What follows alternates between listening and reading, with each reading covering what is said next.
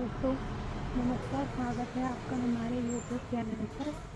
आज हम जानेंगे शिरोधारा के बारे में कि शिरोधारा क्यों करवाई जाती है। शिरोधारा के बारे में जानेंगे कि शिरोधारा क्या है। शिरोधारा जैसे कि नाम से पता लग रहा है, इसमें 2 वर्ड्स हैं संस्कृत के, शिरो एंड धारा। शिरो मीन हेड एंड धारा मीन फ्लो।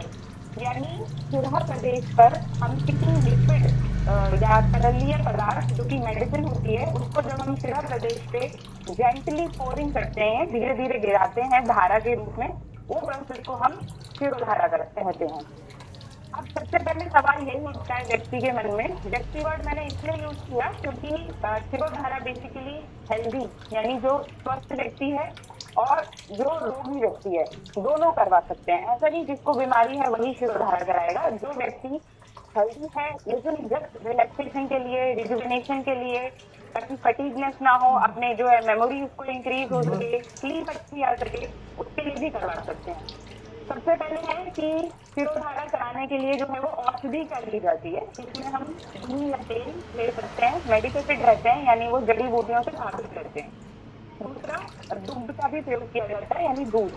सिंपल दूध को भी हम धारा के रूप में यूज करते हैं, जिसे दूध धारा बोलते हैं, या फिर उस दूध को औषधि में सिद्ध कर लेते हैं यानी डिकॉक्शन बना लेते हैं मिल्क का with the help of herb. Depending upon the patient को क्या प्रॉब्लम है, पेशेंट के क्या दोष है, पेशेंट की क्या प्रकृति है।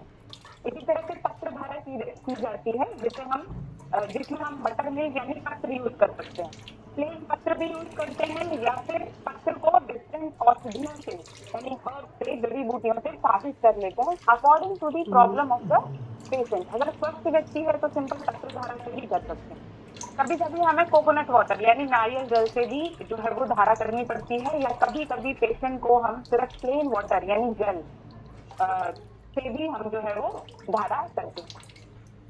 शिरोधारा से पहले जो व्यक्ति होता है उसको अच्छी तरह से with help of Ayurvedic tool, Ayurveda के जितने भी 10 नाड़ी परीक्षा जो है, 10 परीक्षा जो है, और नाड़ी परीक्षा, अश्वित परीक्षा इत्यादि करने के बाद पेशेंट को एग्जामिन कर लिया जाता है। फिर उसके लिए कौन सी औषधि सुटेबल है, कौन सा जो है वो द्रव पदार्थ, तरलीय पदार्थ हमें चूज करना है, वो हम सेलेक्ट कर लेते हैं। और उसके बाद हम मेडिसिन सेलेक्ट करने के बाद पेशेंट को सबसे पहले रोगी को जो है वो रिलैक्स करके उसका बीपी चेक करते हैं, पल्स चेक की जाती है, टेम्परेचर चेक किया जाता है। पेशेंट को फिर सुपाइन पोजीशन पे, शिरोधारा टेबल, इसको हम शिरोधारा टेबल बोलते हैं, और पेशेंट को सुपाइन पोजीशन पे लेटा देते हैं। आप जो देख रहे हैं पेशेंट का